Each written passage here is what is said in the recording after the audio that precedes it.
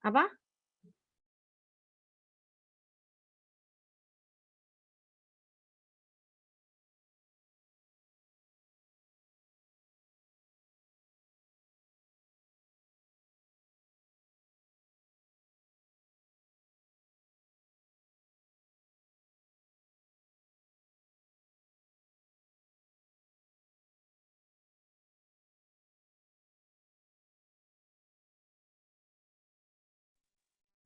Udah nggak sih? Itu dia kok.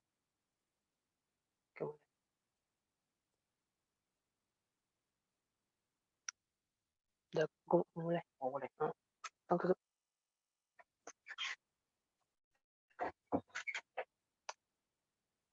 Bismillahirrahmanirrahim. Assalamualaikum warahmatullahi wabarakatuh. Waalaikumsalam. Suara saya jelas atau bagaimana? Jelas, jelas. Jelas. Oke. Innal hamdalillah nahmaduhu wa nasta'inuhu wa nastaghfiruh wa na'udzu billahi min syururi anfusina wa min sayyiati a'malina. May yahdihillahu fala mudilla lah wa may yudlilhu fala hadiyalah. Asyhadu an la ilaha illallah wa asyhadu anna Muhammadar Rasulullah. Nah, yang saya hormati moderator, yang saya hormati narasumber kita Mbak Uti Panji Astuti, yang saya hormati Ketua PCIM Maroko Zian Al-Ghifari, yang saya hormati rekan-rekan PCIM luar negeri yang sudah bergabung. Kemudian yang saya banggakan hadirin webinar pada kesempatan kali ini. Alhamdulillah, insya Allah jumlahnya sekitar 400-an orang. Alhamdulillah, biasa banyak. Sebelum kita mulai acara kita, saya sebagai moderator akan membacakan terlebih dahulu susunan acara. Yang pertama yaitu pembukaan, kemudian yang kedua pembacaan ayat suci Al-Quran, yang ketiga sambutan dari Ketua PCM, yang keempat penyampaian materi, yang kelima sesi tanya jawab, yang keenam closing statement dari narasumber kita, yang ketujuh penutup, dan yang terakhir dokumentasi.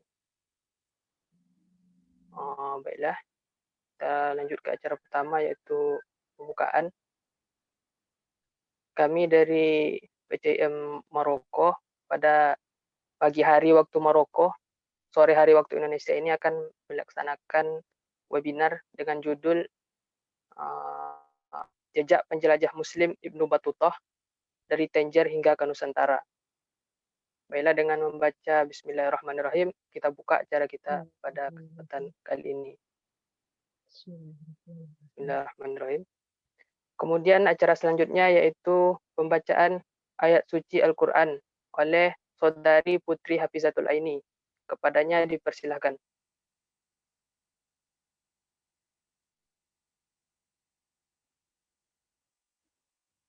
Assalamualaikum warahmatullahi wabarakatuh. Waalaikumsalam warahmatullahi wabarakatuh. A'udzu billahi minasy syaithanir rajim. Bismillahirrahmanirrahim. Ar-Rahman 'allamal Qur'an. Khalaqal insana 'allamal bayan. Asy-syamsu wal qamaru bihusban. Wan najmu wasy-syajaru yasjudan. Was-samaa'i rafa'aha wa wada'al mizan. Alla tatghaw fil mizan. Wa aqiimul wazna bil qisti wa la tukhsirul mizan. Wal arda wada'aha lis-samaa. فيها فاكهة والنخل ذات الأكمام والحب ذو العصف والريحان فبأي آلاء ربكما تكذبان خلق الإنسان من صلصال كالفخار وخلق الجن من مارج من نار فبأي آلاء ربكما تكذبان صدق الله العظيم. Syukran. Assalamualaikum warahmatullahi wabarakatuh. Waalaikumsalam warahmatullahi wabarakatuh. Terima kasih kepada Saudari Putri Hafizatul Aini. Selanjutnya, sambutan dari Ketua PCI Maroko, Saudara Zian Al-Ghifari. Kepada beliau dipersilakan. Baik, bismillahirrahmanirrahim. Assalamualaikum warahmatullahi wabarakatuh. Alhamdulillah rabbil alamin. Walladzi anzala sakinata fi qulubil mu'minin liyazdadu imanan ma'a imanihim. Wassalatu wassalamu ala nabiyyina al-mursalin wa ala alihi wa sahbihi ajma'in. Amma ba'd. Yang terhormat narasumber kita, Mbak Uti Wijastuti, rekan-rekan pimpinan cabang istimewa Muhammadiyah dari berbagai negara, yang terhormat dan yang saya banggakan, para audien peserta webinar yang diselenggarakan oleh PCI Maroko dengan judul Ibnu Battuta jejaknya dari Aceh sampai dari Tangier sampai ke Nusantara. Alhamdulillah alamin, kita bersyukur pada Allah Subhanahu wa taala. Allah masih memberikan kita nikmat, taufik, hidayah dan karunia kepada kita semua sehingga kita bisa dapat berkumpul kembali dalam acara webinar. Ya, tentunya dengan pandemi ini hal yang bisa kita andalkan, kita tampilkan ya webinar. Walaupun kita berbentuk online, tapi insya Allah kalau memang niat kita mencari ilmu untuk mendapatkan ibrah, hikmah, ini salah satu termasuk Rawdatun min Riyadil Jannah, karena memang majelis ilmu itu disebutkan oleh Nabi Sallallahu Alaihi Wasallam sebagai taman dari taman-taman yang surga. Maka kalau kita niat lurus, khalis untuk mencari ilmu, dan insya Allah kita akan mendapatkan keberkahan tersebut. Salawat serta salam saya ucapkan kepada Nabi besar kita, Nabi Muhammad Sallallahu Alaihi Wasallam, dan ucapkan Allahumma sholli ala Muhammad wa ala ali Muhammad. Ya, selamat datang sekali lagi kepada Pak Utik sebagai narasumber tunggal kita, kepada Bapak Ibu audien, tamu undangan yang alhamdulillah sekarang sudah mencapai angka 139. Ya, seiring berjalannya waktu nanti akan naik terus insya Allah. Tentu menarik sekali kalau kita membahas tentang Ibnu Battuta, sosok pengembara ini, sosok petualang sejati, yang mana beliau mengembara dari Tangier sampai ke Nusantara, ke Aceh. Nah, kebetulan kami PCI Maroko tersebar ke berbagai kota, tersebar belajar di berbagai kota. Ada teman-teman itu juga sekolah di Tangier, kuliah di Tangier. Artinya hal-hal yang berbau Ibnu Battuta, kami akan disegarkan kembali ingatan kami, pelajaran kami, sejarah kami dari narasumber kita, bagaimana sosok Ibnu Battuta mengembara, bagaimana sosok Ibnu Battuta memperkenalkan negara-negara yang sudah dikunjunginya, bagaimana Ibnu Battuta menjelaskan apa sih yang unik yang bisa dibanggakan oleh negara-negara yang sudah pernah ia singgahi sebentar. Nah, menarik kalau kita bahas tentang Indonesia. Dalam kitab Ar-Rihlah itu, walaupun memang Ibnu Battuta tidak menuliskan secara langsung, dia mendiktekan kepada muridnya, dia sampaikan bahwasanya Indonesia itu ya negara muslim, negara yang luar biasa berperadaban. Ketika ia sampai ke Aceh, Dia ceritakan bagaimana kerajaan Samudra Pasai, bagaimana bersahajanya raja-raja di sana, bagaimana ramahnya masyarakat yang ada di Aceh. Artinya sosok Ibnu Battuta menampilkan lanskap Nusantara kita sebagai lanskap yang religius dan yang Islamis. Nah, mungkin saya tidak berpanjang-panjang, nanti akan dijelaskan secara mendalam oleh Mbak Uti. Terima kasih kami ucapkan sekali lagi.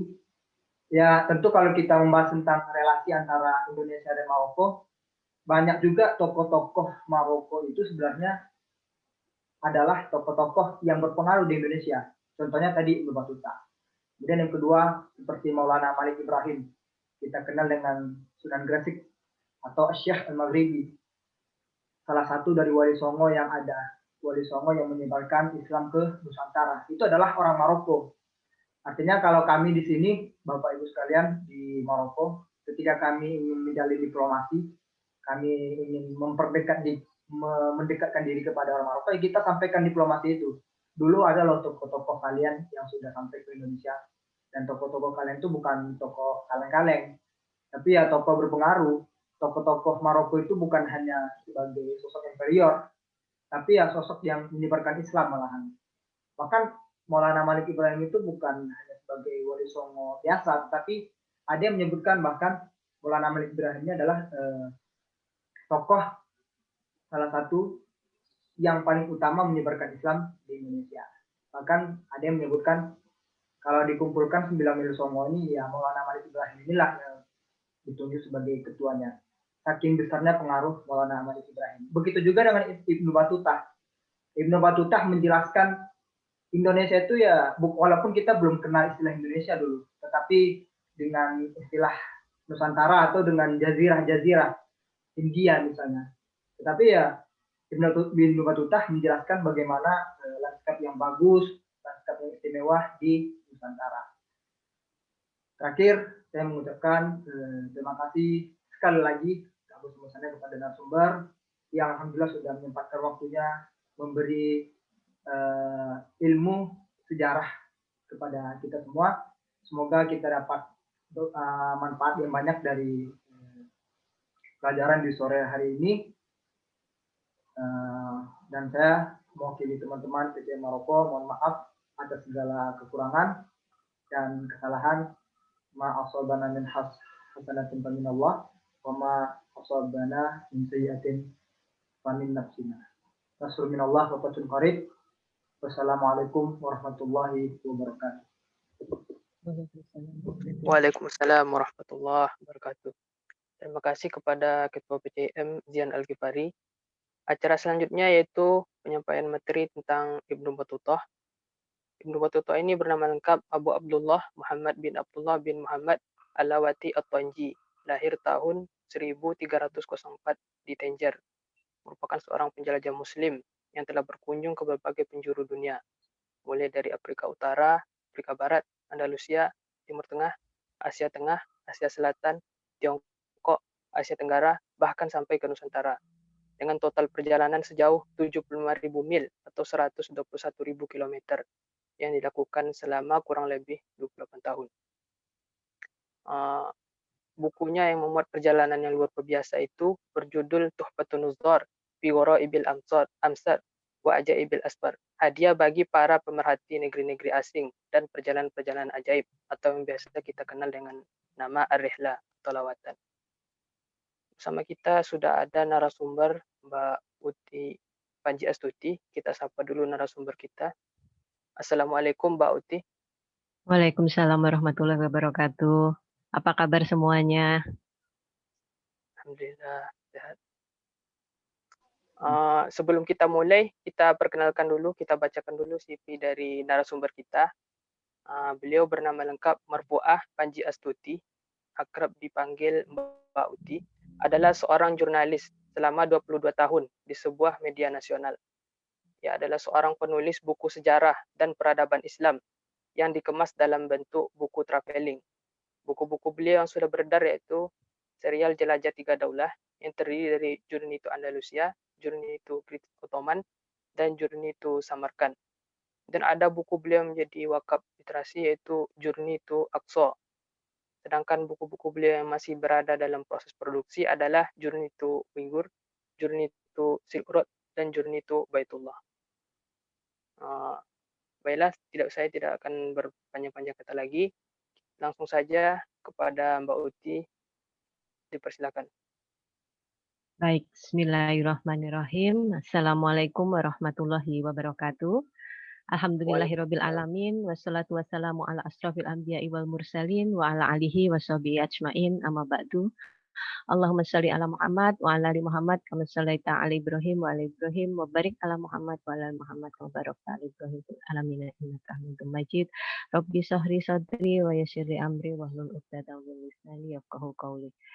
Sebelumnya terima kasih untuk Mas Dian selaku Ketua PCIM Kerajaan Maroko. Wah, tadi lihat background-nya jadi inget ya waktu sholat di Hassan the Second Mosque ya. Itu masjid keren banget, depannya langsung bisa ngelihat Laut Atlantik. Insya Allah nanti teman-teman semua yang join sore ini bisa sholat di Masjid Hassan the Second ya, amin. Bahagia sekali sore ini untuk teman-teman di Jakarta dan di Indonesia, juga pagi untuk teman-teman di Maroko, Mesir, dan Afrika, juga teman-teman di Eropa ya yang join, dan mungkin kalau ada teman-teman dari Australia yang join ini udah malam gitu di sana. Masya Allah, luar biasa sekali ya kita dari sudut-sudut bumi Allah yang luas bisa bertemu, berkumpul bersama dalam majelis ini. Semoga Allah curah-curahkan berkah dan ridhonya pada kita semua dalam pertemuan kita kali ini. Saya itu sungguh bahagia banget gitu ya ketika diminta untuk bicara tentang jejak pengelana Muslim Ibnu Batutah dari Tangier hingga ke Nusantara. Kenapa gitu ya? Ibnu Batutah ini salah satu tokoh yang sangat menginspirasi saya. Sahabat-sahabat saya semua tahu itu. Bolak-balik di semua buku saya. Jadi di buku saya itu di halaman belakangnya itu ada siapa mereka. Jadi selain tentang perjalanannya, tentang travelingnya, itu juga tokoh-tokoh bersejarah yang ada di tempat-tempat yang saya kunjungi itu saya tulis.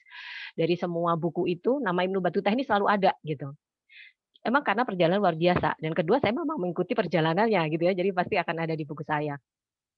Jadi ini tuh saya terinspirasi banget dengan beliau untuk menyusuri negeri-negeri dengan jejak peradaban Islam, kemudian menuliskannya dan menjadikan buku catatan perjalanan.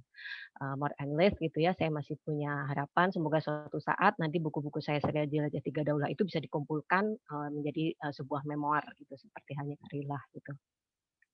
Lalu kemudian 2 kali melakukan grand journey-nya, ada yang menyebutkan sebenarnya 6 kali Ibnu Batutah itu melakukan ibadah haji sepanjang perjalanannya itu.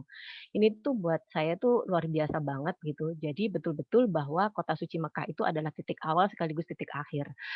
Sebelum memulai perjalanannya, beliau memulainya dari kota suci, kemudian mengakhirinya juga di kota suci. Ini buat saya ini sesuatu banget gitu. Saya pun insya Allah mencoba untuk mengikutinya. Jadi di setiap akhir tahun Allah izinkan saya untuk pergi umroh dulu, baru kemudian melakukan perjalanan menyusuri negeri-negeri dengan jejak peradaban Islam, kemudian menuliskannya dan membagikan hikmahnya pada siapa saja yang mau membacanya. Barangkali juga sudah hadir di sini ya Pak Rustam dari Khalifatur yang mengatur perjalanan umroh dan perjalanan-perjalanan saya mengikuti jejak Ibnu Batutah ini. Terima kasih sudah hadir. Saya juga punya mimpi suatu saat gitu ya, suatu hari nanti saya bisa menerjemahkan kitab Ariflah Ibnu Batutah ini dalam bahasa aslinya, namun tidak seperti kitab terjemahan yang beredar di Indonesia saat ini. Jadi kan kalau kita lihat ya bukunya itu kalau di Indonesia kan setebal 600 halaman, ini jelas bukan buku traveling. Karena ada kaidahnya buku traveling itu maksimal 200 halaman supaya bisa dibawa kemana-mana. Nggak mungkin kita pergi traveling bawa buku 600 halaman. Itu udah ngabisin bagasi dulu. Dan buku itu saya bermimpi suatu saat bisa menuliskannya itu menjadi buku yang renyah dibaca gitu. Dan nanti ini akan jadi buku wajib yang dibawa oleh traveler generasi muda Muslim di Indonesia ketika berkeliling dunia. Amin. Oke, kita mulai saja. Silahkan boleh dimulai dengan slide saya, Mas Mbak Panitia.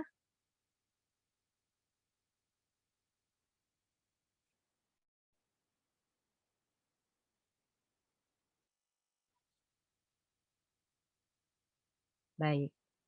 Kita mulai dari slide pertama, siapakah Ibnu Batutah? Tadi sudah sempat disinggung ya, jadi saya cuma bacakan sekilas saja oleh 2 orang, Mas Dian dan Mas Zaki, bahwa Ibnu Battuta ini nama lengkapnya adalah Abu Abdullah Muhammad bin Abdullah Al-Lawati At-Tanji bin Battuta. Beliau ini dikit lagi ulang tahun teman-teman. Jadi beliau ini lahir tanggal 24 Februari tahun 1304 dan meninggal tahun 1377. Beliau ini menghabiskan waktunya selama 28 atau 29 tahun untuk berkelana sejauh 120.000 kilometer. Ini setara dengan 41 mungkin 44 negara modern ini. Kebayang ya kalau kita lihat paspor kita gitu ya, mungkin sih teman-teman dari travel yang sekarang join mungkin paspornya juga udah bolak-balik ganti gitu ya, tapi ini kebayang gitu ya, beliau ini keliling ke seberapa banyak gitu pasti paspornya udah penuh gitu. Perjalanannya itu ya didiktekan pada Ibnu Jauzi Al-Kalbi yang menuliskan dalam kitab masyhurnya Ar-Rihlah tadi. Lalu Ibnu Battuta ini berasal dari keluarga kelas menengah terdidik. Bagaimana, sudah bisa di slide pertamanya, Mbak, Mas? Ibnu Battuta ini berasal dari kelas menengah terdidik. Ayahnya ini seorang qadhi atau hakim gitu ya. Jadi karenanya Ibnu Battuta ini dari kecil memang dipersiapkan untuk menggantikan ayahnya. Beliau ini diajarkan untuk menghafalkan Al-Quran, belajar ilmu agama, hukum Islam, sains, matematika, pengobatan, sastra, puisi, dan seterusnya. Nanti ini semua bermanfaat, nanti akan saya ceritakan di slide-slide berikutnya. Nah, di gambar pojok bawah itu, ini adalah gambarnya Ibnu Battuta yang paling gampang dicari. Kalau googling pasti munculnya yang kayak begini gitu. Saya nggak yakin juga apakah betul ini wajahnya seperti ini gitu ya. Rasa saya sih mungkin lebih ganteng gitu, nggak kayak begini gitu. Mungkin kalau teman-teman yang di Maroko bisa tahu gitu ya, kira-kira seperti apa gitu gantengnya orang-orang Maroko. Dan bayangan saya mungkin Ibnu Battuta tidak seperti ini, tapi ini gambar yang paling populer. Oke, slide berikutnya Mas, Mbak. Ya, fakta tentang Ibnu Battuta.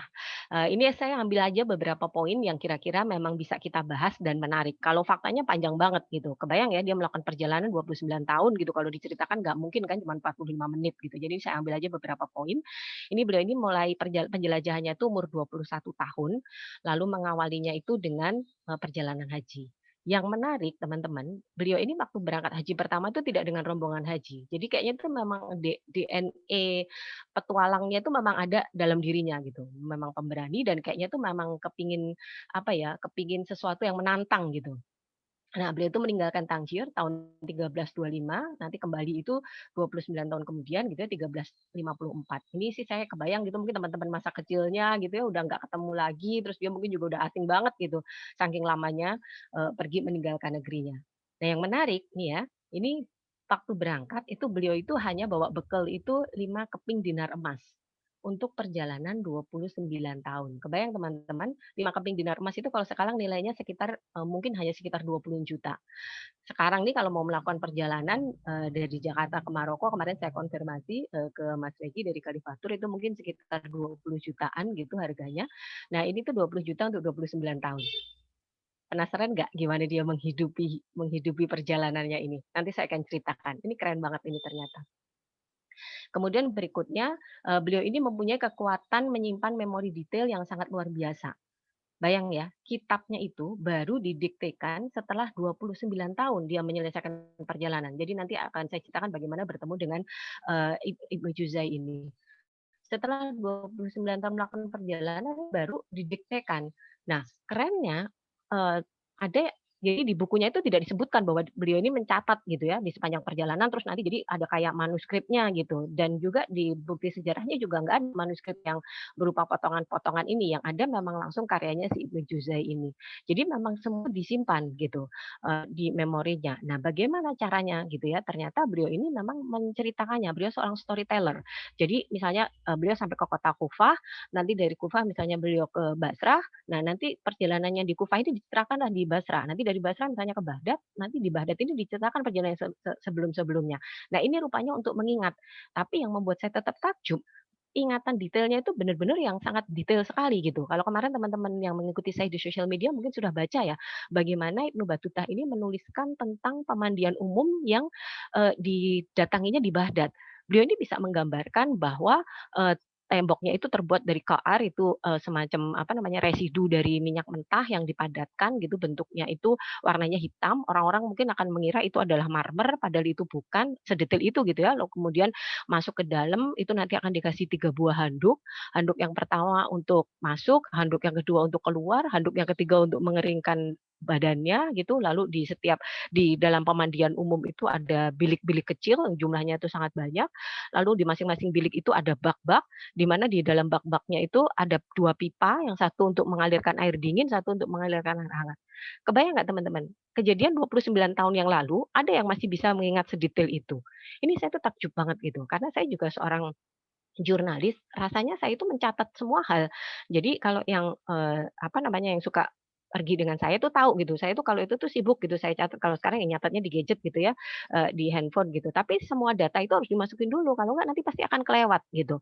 Padahal sebenarnya, kalau teman-teman yang baca buku-buku saya, ya udah termasuk detail gitu ya, untuk mendeskripsikan sesuatu. Tapi ini tuh kebayang sedetail itu dan hanya diingat di memorinya. Ini saya tuh benar-benar kalau misalnya, apa namanya, ketemu sama beliau tuh saya mau benar-benar pengen ngobrolin gitu ya, ini gimana dulu caranya mengingat gitu, ini luar biasa sekali. Lalu kemudian, rute yang beliau tempuh, jadi beliau ini kan sering dibanding-bandingkan dengan para, apa namanya, penjelajah yang lain gitu ya, yang disebut oleh barat misalnya Marco Polo, Columbus, Cheng Ho.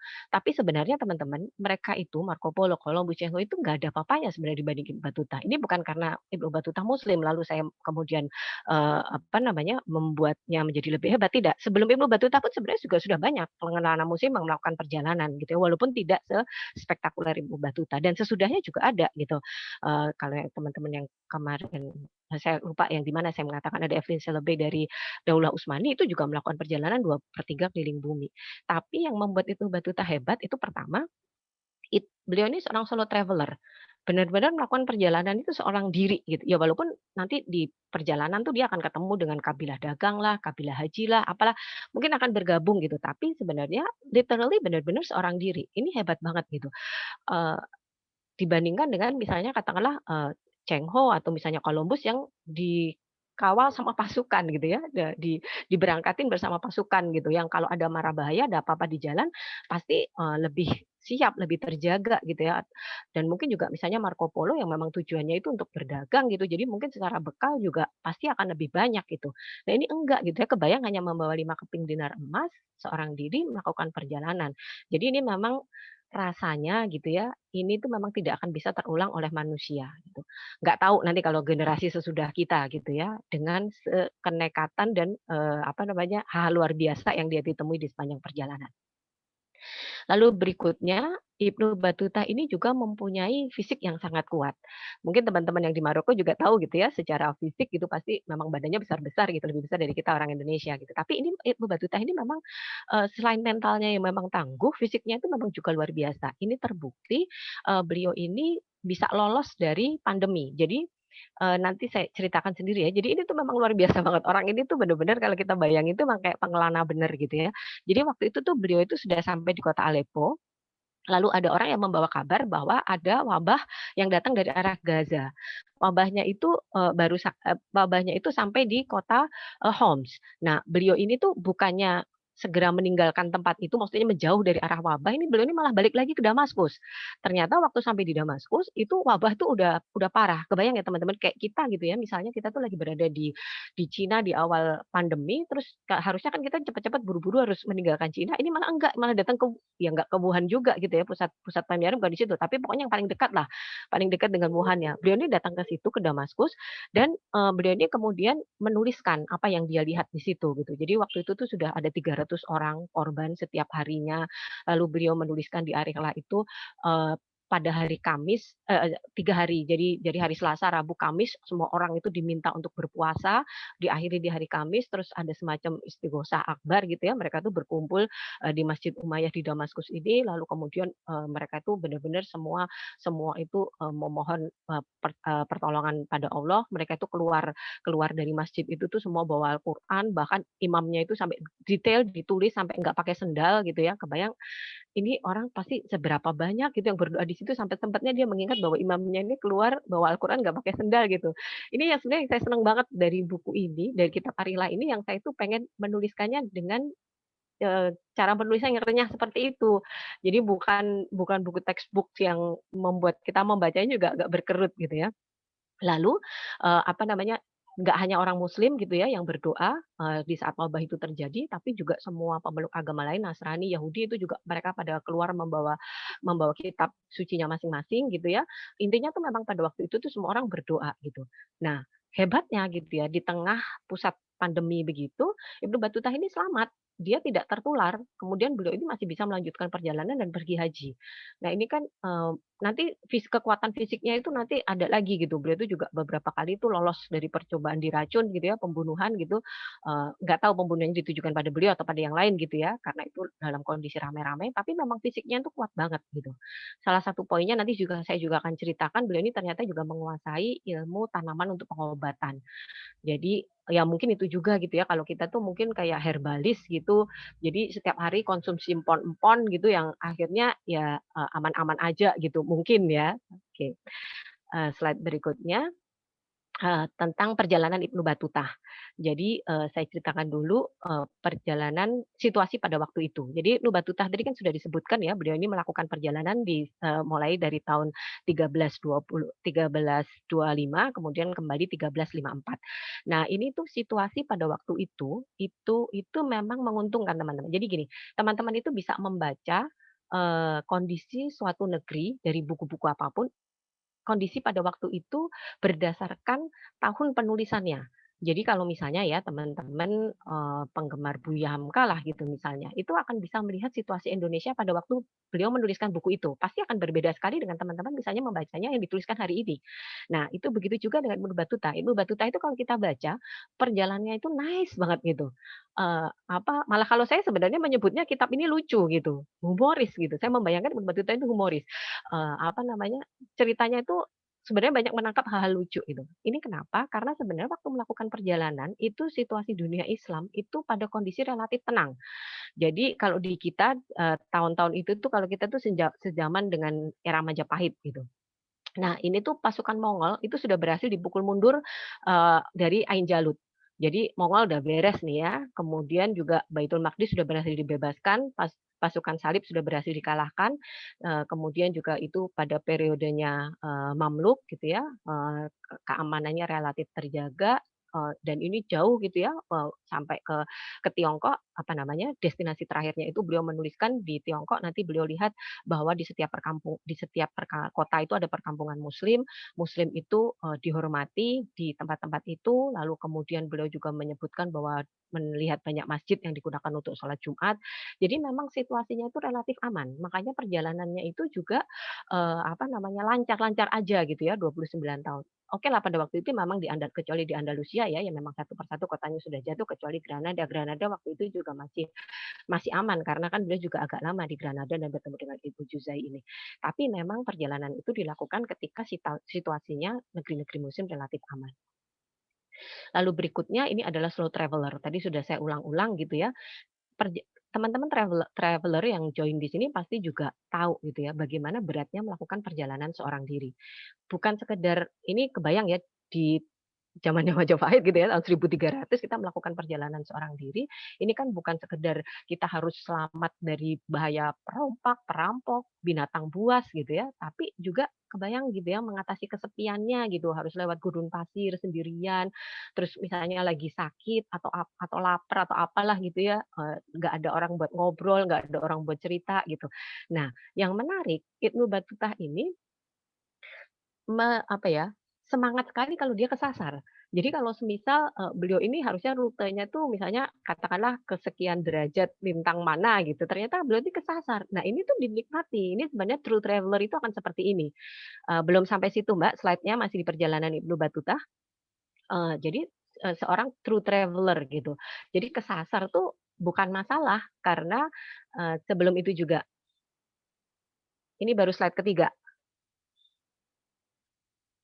Jadi, beliau ini menikmati betul gitu ya, kesasarnya. Juga disebutkan bahwa beliau ini gimana sih menentukan tujuannya gitu. Tadi kan disebutkan kalau, apa namanya, dia itu balik lagi ke Mekah berkali-kali. Nah, di Mekah ini kan beliau kan bertemu dengan orang-orang dari banyak negeri gitu ya. Nah, dengan bertemu orang-orang ini kemudian dia mendengar gitu tentang negeri si orang ini, ya sudahlah gitu, terus kepengen didatangi gitu ya, dan selanjutnya dan seterusnya. Jadi memang betul-betul jiwa petualangannya itu luar biasa dan nggak ada rasa takutnya gitu.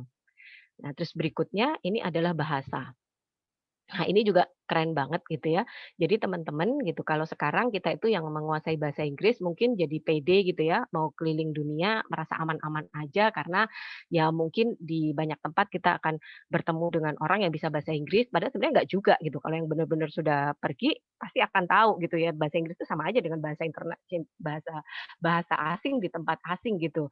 Saya pernah merasakannya ketika saya di Uighur, itu betul-betul nggak ada orang yang bisa berbahasa Inggris, kemudian ada masalah dengan tiketnya, Pak Lambang, waktu itu kita tuh betul-betul saya sampai kayak di filmnya, apa ya, film-film Hollywood gitu, saya sampai teriak di tengah bandara, "Anyone can speak English?" Gitu.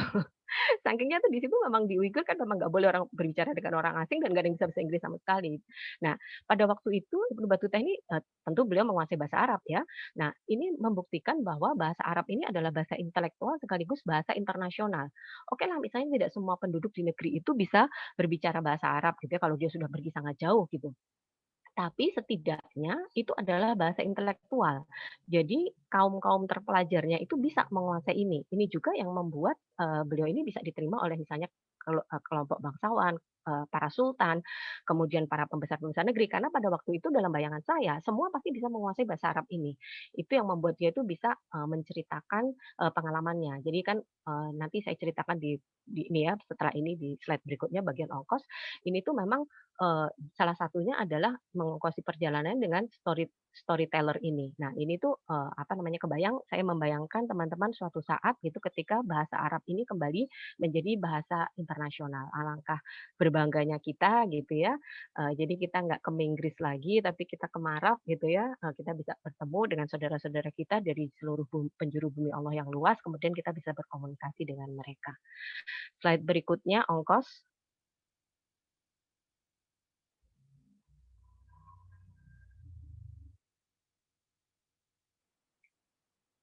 Oke. Nah, ini ongkos kenapa saya, apa namanya, satu kasih tempat khusus, karena ini sebenarnya pasti nanti akan muncul banyak pertanyaan. Bagaimana beliau ini mengongkosi perjalanannya selama 29 tahun, melintasi 44 negara dengan bekal yang sangat minim.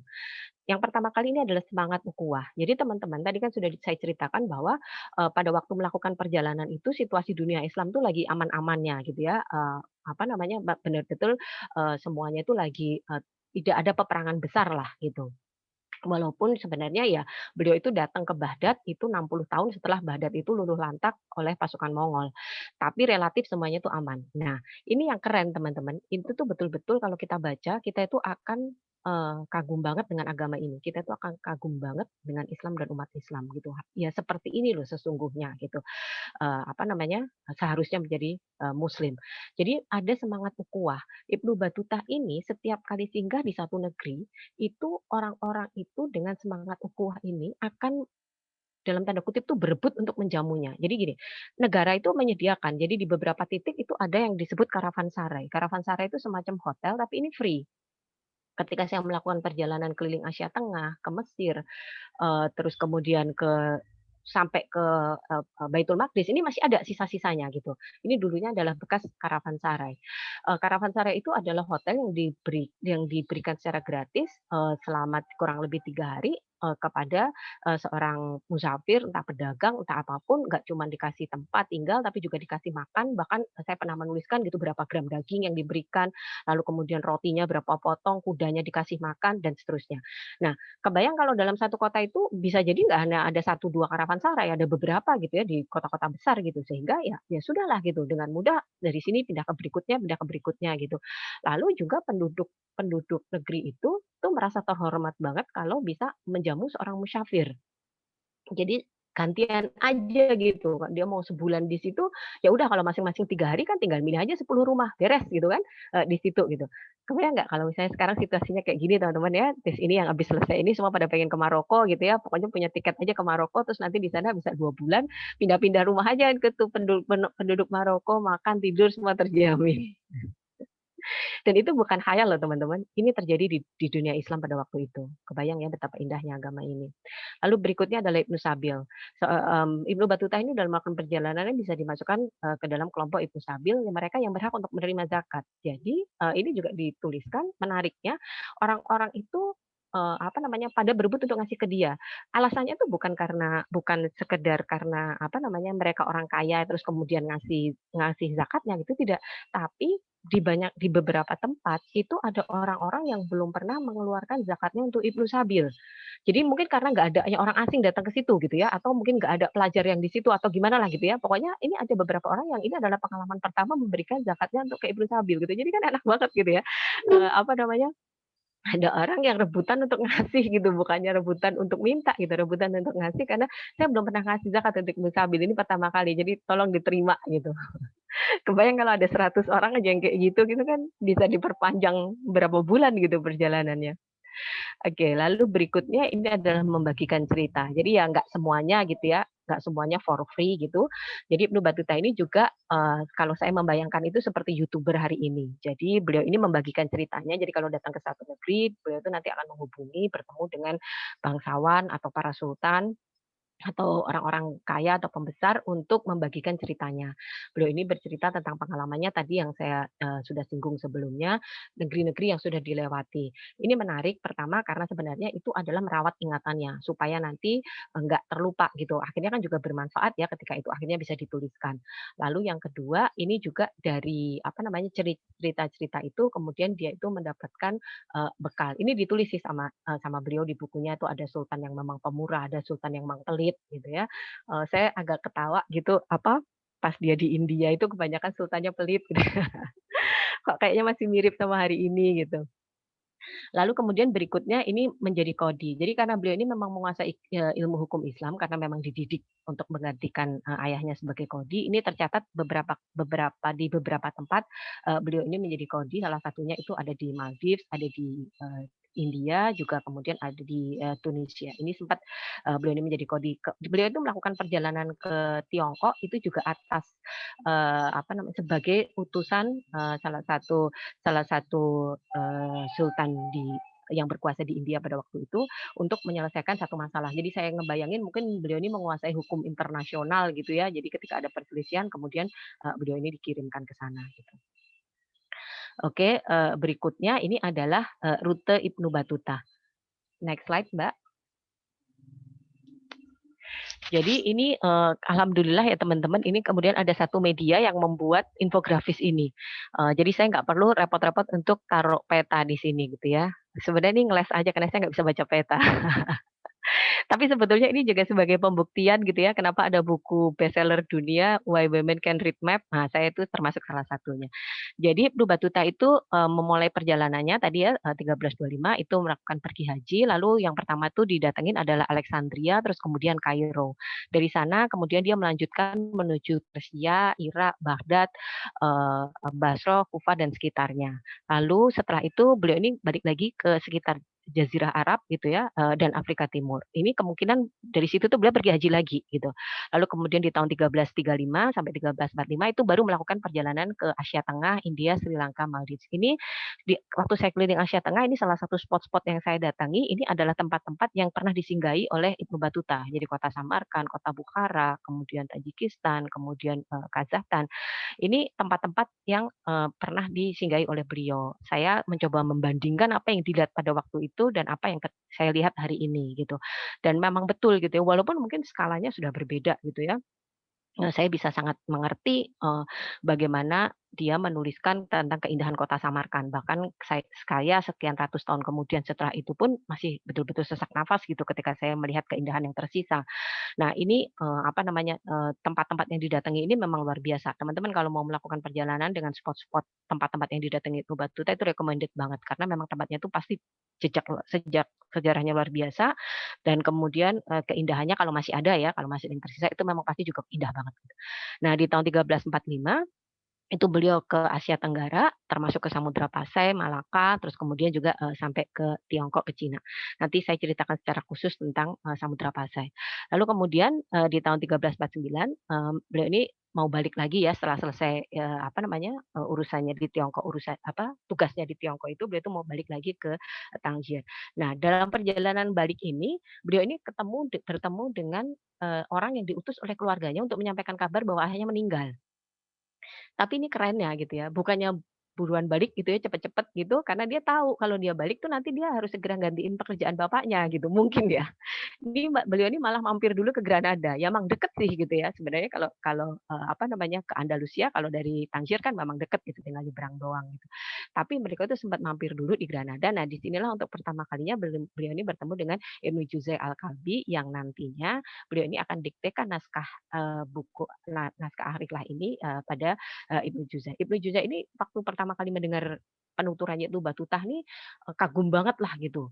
Beliau ini juga memang seorang juru tulis gitu ya, juru tulis istana, tapi beliau ini terus kemudian mendapat perlakuan tidak baik gitu dari Sultan di Granada, akhirnya dia meninggalkan, Granada. Nah, ini, karena beliau ini memang seorang mungkin sastrawan gitu atau mungkin wartawan gitu ya, kalau bayangan saya sekarang memang punya kemampuan menulis, jadi itu sudah ditulis gitu, beberapa di antaranya. Nah, memang tulisannya bagus, sudah pasti tulisannya bagus gitu ya, tapi memang dia tuh, eee saya tidak tahu gitu ya, karena ini banyak sumbernya, banyak literatur yang menuliskannya, ada yang menyebutkan dia itu sebenarnya agak suka sok tahu gitu, nambah-nambahin. Jadi ceritanya Ibnu Battuta itu dikonfirmasi seperti apa, terus ditambahkan gitu. Nah, ini sama Ibnu Battuta itu kemudian ditambahkan kalimat semacam semakna dengan menurut, Ibnu Juzai gitu. Jadi kalau ada tambahan tulisan seperti itu, kalau teman-teman baca buku Ar-Rihlah itu berarti sebenarnya bukan ceritanya Ibnu Battuta, itu menurut si Ibnu Juzai ini gitu, bahwa kondisinya seperti itu, padahal sebenarnya yang dilihat mungkin tidak seperti itu. Oke, next slide. Nah, Tangier. Jadi saya hanya akan ada beberapa spot ya yang saya ceritakan, nggak mungkin semuanya. Yang pertama ini adalah Tangier. Tangier ini kalau dalam bahasa Perancis, Spanyol, Portugis, dan orang Maroko sendiri menyebutnya Tangier ya. Mohon dikoreksi kalau saya salah. Lalu kemudian dalam bahasa Arabnya itu Tanjah. Tapi dalam bahasa Inggrisnya itu dibacanya memang Tangier. Nah ini tuh tempatnya indah banget. Mungkin teman-teman yang di Maroko udah pasti ya menyempatkan diri ke sana gitu ya, atau sudah pernah ke sana. Jadi waktu saya datang ke Tangier itu malam, sudah malam dan itu musim dingin gitu dan, mobil yang membawa kita itu langsung ke lobi hotel gitu. Nah pas saya turun, itu tuh saya mencium bau laut gitu. Saya bilang ke Lambang gitu, "Ini kayaknya kita deket deh sama laut deh. Ini baunya bau laut banget," gitu. Tapi udah nggak kelihatan karena emang udah gelap gitu ya. Ternyata betul gitu ya, pagi harinya pas kita buka jendela itu bener-bener di depan itu tuh udah yang laut dan pokoknya pemandangannya itu indah banget lah gitu. Kalau mungkin teman-teman yang sering ke Bali gitu ya, tapi ini agak berbeda gitu, memang suasananya nggak seperti pantai-pantai di Bali gitu. Nah, di sini tuh ada pertemuan antara Laut Mediterania dan Samudra Atlantik, seperti yang tersebut dalam, surat Ar-Rahman, tentang pertemuan 2 air laut yang mengalir dan keduanya bertemu. Sebenarnya kalau tempat pertemuan 2 air laut yang mengalir itu banyak tempat juga mengklaim mengklaim lokasi ini gitu ya, salah satunya itu adalah, yang di Tangier ini. Ini kalau teman-teman lihat yang gambar di bawah yang sebelah kiri. Nah, itu tuh, ini kayaknya tuh ikonik diambil oleh teman-teman PJM Maroko untuk jadi background poster webinar ini gitu, dan ini saya juga lihat gambar di sana pakai untuk, macam-macam lah gitu ya. Jadi memang seindah itu gitu ya, memang tempatnya itu ada tebing-tebingnya, kemudian, di dekatnya itu memang di depannya itu memang pasti laut, terus udaranya juga agak hangat ya karena memang di pinggiran Mediterania gitu. Terus, eee, udaranya relatif bersih gitu, dan di sana itu memang, banyak jejak sejarahnya gitu. Selain tempat kelahiran dan ada satu tempat gitu ya yang diklaim sebagai makamnya Ibnu Battuta, tapi sebenarnya juga tidak terkonfirmasi oleh para ahli sejarah apakah betul beliau itu meninggal di situ, tapi memang ada satu tugu yang didirikan yang dianggap itu sebagai makamnya Ibnu Battuta. Lalu kemudian kalau teman-teman pernah mendengar legenda tentang Hercules, nah itu konon katanya di situ tuh juga ada salah satu gua gitu yang kalau Hercules nih kalau udah capek kerja istirahatnya di situ gitu ya. Tapi memang memungkinkan sih, memang banyak tebing-tebing gitu. Jadi mungkin-mungkin aja lah, boleh-boleh aja gitu ya bikin cerita apa gitu untuk, kebutuhan turis gitu. Nah, terus yang menarik juga nih kalau lihat gambar yang sebelah kanan, ini adalah, diangkat oleh, salah satu komiknya Tintin, Tintin and Tangier itu Tintin pun sempat mampir gitu ke Tangier gitu.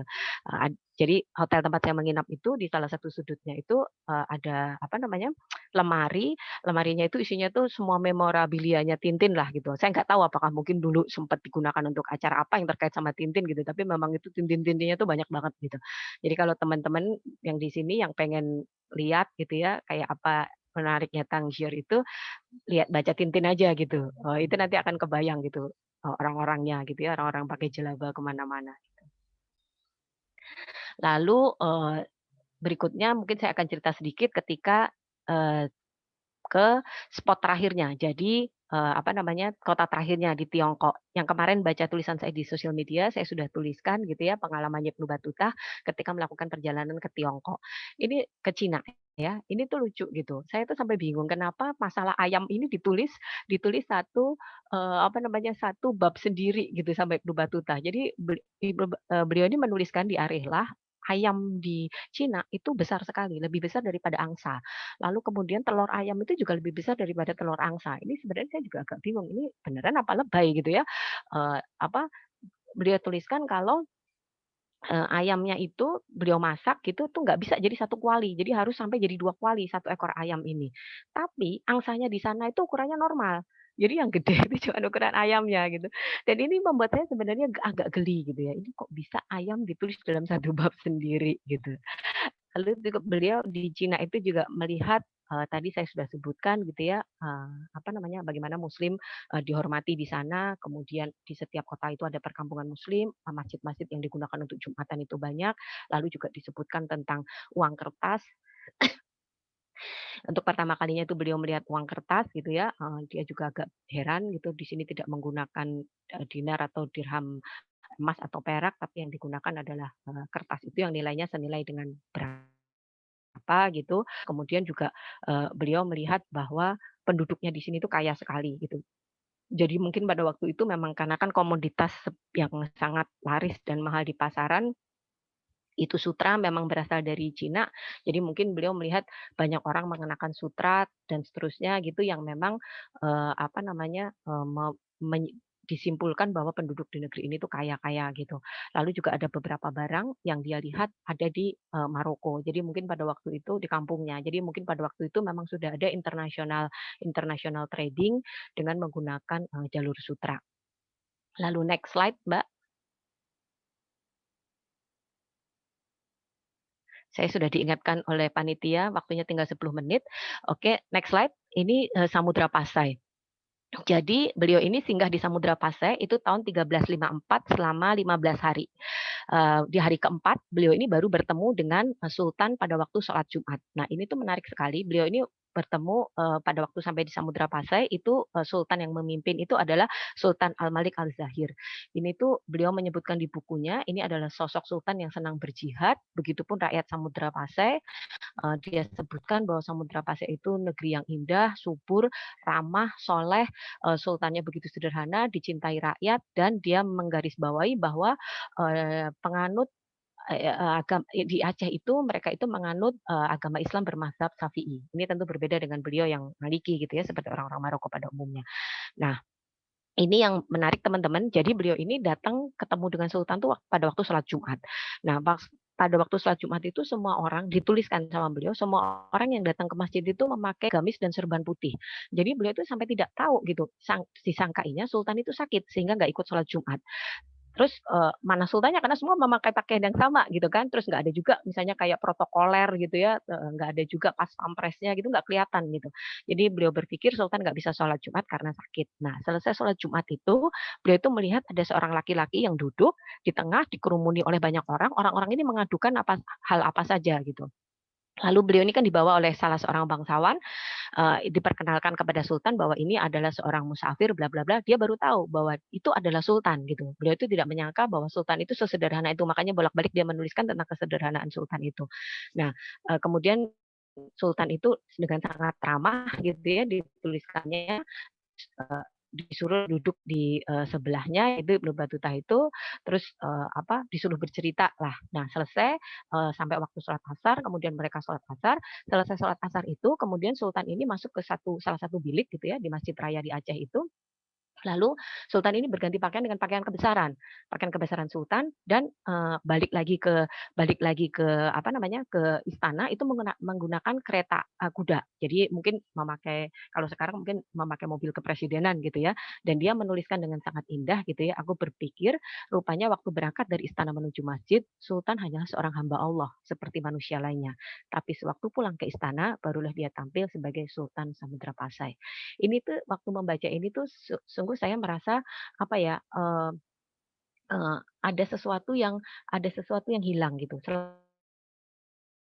ini tuh kan sejarah negeri ini dari sudut pandang seperti ini. Bagaimana sebuah negeri dengan penduduknya yang sangat religius gitu ya, mereka penganut Islam yang taat, sultan yang sangat soleh, yang kalau ke masjid sebagai hamba Allah, pulang baru sebagai sultan, bermadhab Syafi'i dan seterusnya itu sama sekali kita nggak ada gambaran tentang itu. Kita itu menggunakan referensi penulisan buku-buku sejarah yang digunakan di sekolah berdasarkan materi-materi yang ditulis oleh penjajah Belanda. Ini sebenarnya sungguh sangat ironik gitu ya teman-teman. Bagaimana mungkin kita belajar sejarah bangsa kita dari orang yang menjajah kita gitu. Ini kan akan jadi aneh sekali. Nggak heran kalau kita itu nggak bisa melihat Aceh dengan kebesaran seperti yang dituliskan, digambarkan oleh Ibnu Battuta gitu. Kita tidak bisa mendapat gambaran ketika pada masa puncak-puncak kejayaan Islam, Daulah Umayyah, Daulah Abbasiyah, Daulah Utsmani, itu posisi negeri ini tuh ada di mana gitu, hampir nggak kedengeran gitu kan, nggak tahu gitu. Padahal sebenarnya bukti sejarahnya sangat pada masa Sriwijaya sudah surat menyurat dengan Khalifah Umar bin Abdul Aziz, bahkan dengan Khalifah Muawiyah bin Abi Sufyan, dan itu suratnya dengan Khalifah Umar bin Abdul Aziz sampai sekarang masih tersimpan di salah satu museum di Italia dan seterusnya. Apalagi relasi Aceh, ini jelas gitu ya tercatat. Ibnu Battuta menuliskan dan 2 kali loh Ibnu Battuta itu mampir ketika akan berangkat ke Cina dan setelah kembali ke Cina untuk mau balik lagi itu sempat mampir. Berarti kan negeri ini penting gitu. Kalau nggak penting kan nggak akan sampai dimampirin 2 kali gitu ya. Seperti kita misalnya melakukan perjalanan jauh juga nggak akan mampir 2 kali kalau nggak penting gitu, atau tidak menyenangkan lah tempat itu gitu. Dan Aceh jelas gitu ya relasinya dengan Utsmani, jejak sejarahnya terlalu banyak gitu, baik melalui penuturan lisan maupun benda-benda. Tapi ini sama sekali tidak tergambar di kita. Nah sebenarnya ini adalah momen yang tepat saya untuk mengajak teman-teman gitu ya. Mari kita mencoba mengingatkan teman-teman yang lain, kita mencoba untuk menggali sumber-sumber sejarah yang seperti itu, lalu kemudian kita ceritakan gitu. Sebenarnya negeri ini tuh Islam di negeri ini itu memang sangat luar biasa sekali. Jejak sejarahnya juga sungguh sangat luar biasa dan sudah diperhitungkan sebagai bagian dari rute internasional pada waktu itu. Oke, berikutnya waktunya sudah tinggal 5 menit. Next slide, Mbak. Oke, kitab Arihlah gitu ya. Tadi sudah disebutkan ya, jadi kitab ini judul aslinya itu panjang gitu, Atufa Anusahar Figor. Panjang lah gitu ya, artinya itu kurang lebih hadiah bagi para pemerhati negeri-negeri asing dan pengalaman-pengalaman ajaib. Ini tuh teman-teman tadi saya sudah cerita ya, sebenarnya saya tuh membayangkan Ibnu Battuta ini pasti orangnya tuh humoris, easy going, menyenangkan. Traveler itu pasti menyenangkan teman-teman. Kalau kalau nggak menyenangkan, dia tuh udah dibully di sepanjang perjalanan dan perjalanan nggak akan sepanjang ini. Jadi kalau orang ngeselin, pelit, terus petentang-petenteng, terus apalah gitu ya, bayangin yang kayak gitu, itu udah pasti nggak akan lama perjalanannya. Karena dia tuh pasti udah dihajar di sepanjang jalan gitu. Saya ada membaca salah satu traveler di Indonesia, bukunya juga tebel-tebel gitu ya. Dia melakukan beberapa perjalanan ke negeri-negeri Islam. Dia cerita bagaimana dia bolak-balik mendapat kesialan sepanjang perjalanan, tuh saya membayangin orang pasti nggak nyenengin banget gitu. Makanya dia tuh sial di sepanjang jalan. Ini kalau orang-orang baik tuh pasti akan bertemu dengan orang-orang baik gitu. Nah ini tuh Ibnu Battuta ini di bukunya itu bisa menggambarkan betapa menyenangkannya perjalanan itu gitu, betapa lucunya dunia ini gitu. Jadi salah satu yang saya sampai ketawa-ketawa kalau baca ya, beliau tuh cerita. Jadi beliau tuh singgah di salah satu negeri, beliau tuh ketemu satu syekh. Nah, syekhnya ini karena ada salah satu alasan lah, nanti teman-teman bisa baca sendiri ya alasannya kalau memang penasaran. Itu beliau tuh harus mencukur jenggotnya. Ini nggak lazim. Pada waktu itu laki-laki nggak punya jenggot gitu tuh suatu aib lah. Nah, karena beliau ini harus mencukur jenggotnya ini dan semua bulu di tubuhnya gitu ya. Jadi sering jadi bahan pergunjingan lah kurang lebih gitu. Nah, kok syekh ini kok bisa nggak punya jenggot gitu. Nah, si syekh ini ketika diomongin begitu yang lucunya nih teman-teman. Jadi si Syekh ini tuh kalau diomongin masalah jenggotnya dia tuh akan menundukkan kepala, nanti pas dia dongakkan kepala lagi tuh tubuhnya tuh udah ada jenggotnya gitu. Terus nanti kalau misalnya ada lagi yang ngomongin dia tundukkan kepala lagi, nanti kalau dia pas mendongak lagi tuh jenggotnya udah jadi putih semua. Kadang-kadang berubah jadi perak. Terus nanti dia tundukkan lagi, dongak lagi itu udah hilang gitu. Itu kalau dibaca di bukunya itu lucu banget. Sayang mungkin kalau karena ditulisnya juga rada serius ya, jadi juga nggak terlalu lucu. Tapi itu kalau bisa dituliskan dengan lucu, itu pasti bikin kita ketawa-tawa geli gitu. Nggak tahu apakah itu memang ngarang-ngarang aja, ataukah memang seperti itu karomah si Syekh ini, atau bagaimana gitu ya. Nah, gara-gara yang catatan-catatan seperti ini pula, makanya orientalis barat dengan dengan segala ininya gitu ya, mengatakan bahwa kitabnya Ibnu Battuta ini makanya tidak bisa dijadikan referensi.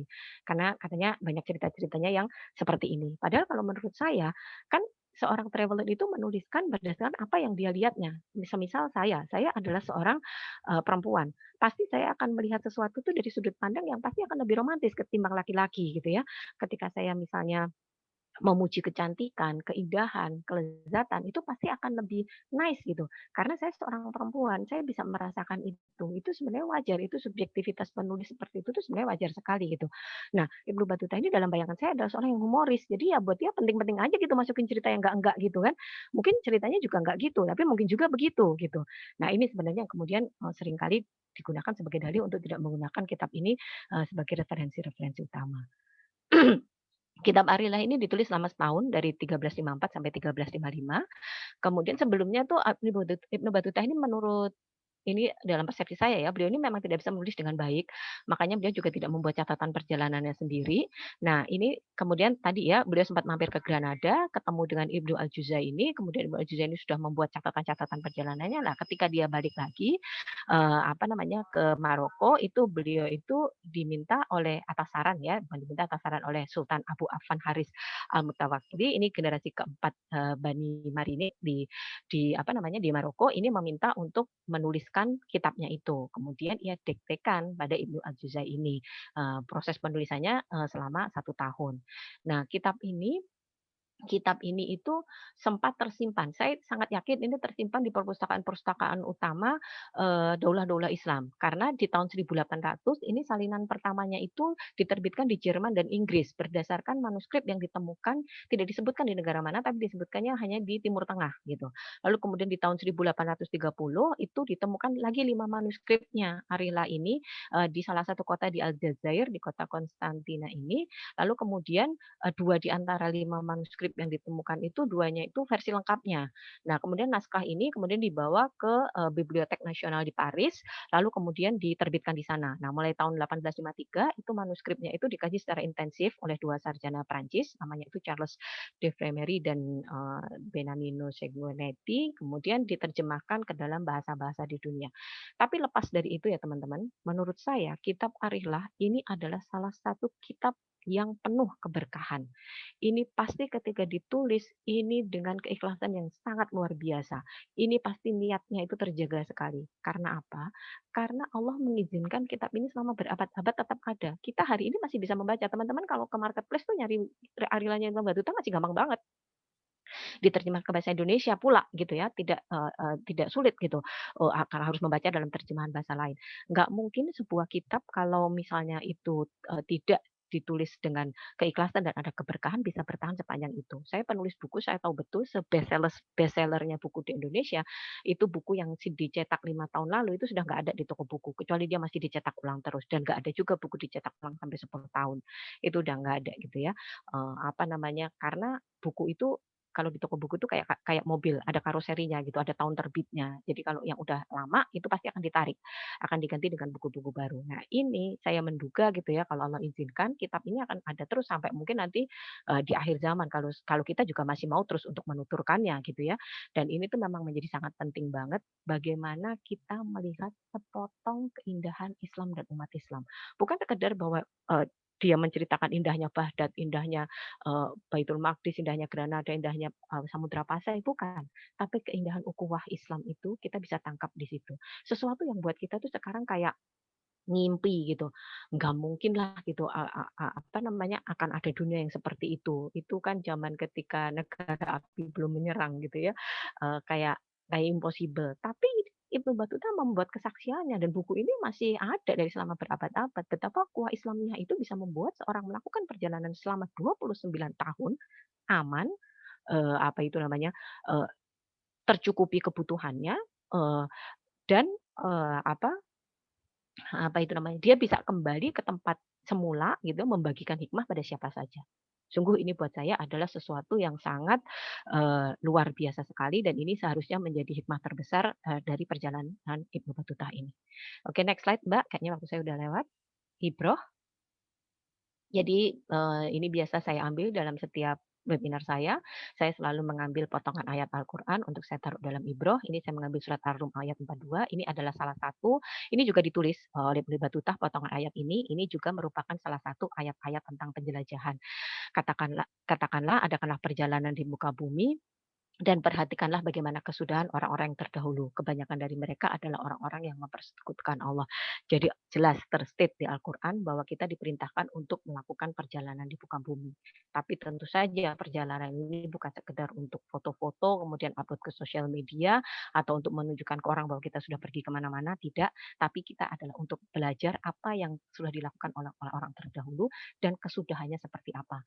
Teman-teman yang melakukan perjalanan pasti sangat paham gitu bahwa ayat-ayat kauniyah yang berserak ini akan membuat kita semakin semakin yakin, semakin merasa kecil, semakin betapa Allah itu sungguh sangat luar biasa dan segala ciptaannya itu sungguh sangat sangat sangat sangat di luar apa kita manusia yang benar-benar tidak ada apa-apanya. Nah, itu sebenarnya yang diperintahkan yang harusnya kita laksanakan. Sepertinya dari saya, segitu dulu, nanti mungkin masih akan ada closing statement, kita buka untuk sesi tanya jawab, kurang lebihnya, yang benar semua datang dari Allah, yang salah adalah dari saya. Silahkan saya kembalikan ke Mas, moderator, kalau ada pertanyaan bisa kita diskusikan setelah ini. Wabillahi taufik wal hidayah. Wassalamualaikum warahmatullahi wabarakatuh.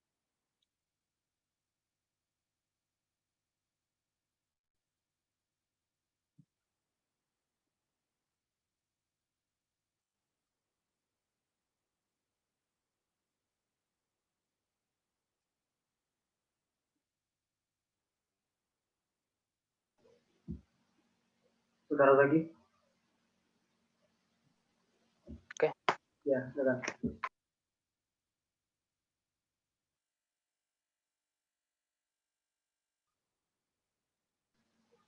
Suaranya masih unmute gitu.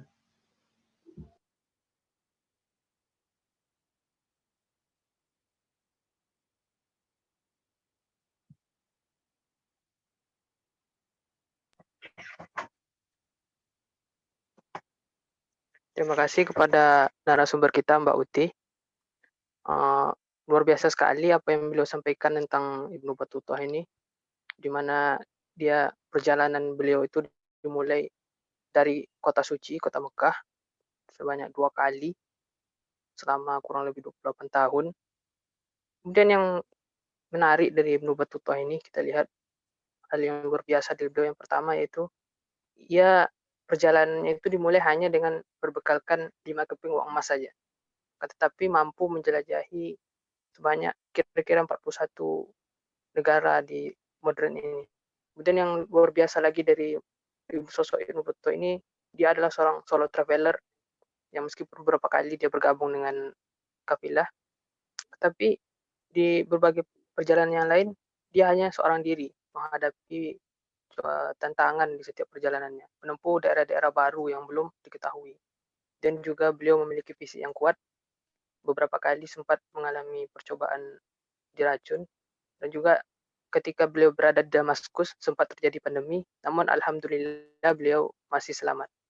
Dan yang luar biasa juga, yang tak kalah luar biasa juga adalah buku Ar-Rihlah masih eksis sampai sekarang, menjadi rujukan bagi para akademisi. Baiklah, saya tidak akan perpanjang, kita buka saja sesi tanya jawab. Sudah ada beberapa pertanyaan yang masuk. Yang pertama dari Naila Tazkiyah. Bekal ilmu apa saja yang perlu ditanamkan jika kepada anak-anak kita yang bersemangat untuk meminati perjalanan Ibnu Battuta ini? Apa saja bekal ilmu yang perlu ditanamkan? Dan bagaimana memfasilitasi minat tersebut sesuai dengan tujuan syar'i? Kemudian pertanyaan yang kedua yaitu, jika ada penjelajah muslimah, mungkin bisa disebutkan kisahnya. Silakan Mbak Uti. Baik, terima kasih. Saya jawab dulu bekal apa yang harus dibekalkan pada anak-anak, kalau berminat seperti Ibnu Battuta. Tentu saja yang pertama kali adalah bekalnya adalah Al-Qur'an. Ini berlaku general ya untuk semua hal. Suara saya apakah terdengar dengan jelas, Mas? Dengar, Oke, baik. Mbak Uti. Baik. Yang pertama kali tentu saja Al-Qur'an, karena sebenarnya perjalanan itu hanya mengonfirmasi apa yang ada dalam Al-Qur'an. Semua hal teman-teman, apapun gitu ya, yang akan kita cari, apapun yang akan kita, inginkan, itu ada sebab dan akibatnya dan jawabannya dalam Al-Qur'an. Nah, semua perjalanan itu adalah mengonfirmasi apa yang ada di dalam Al-Qur'an.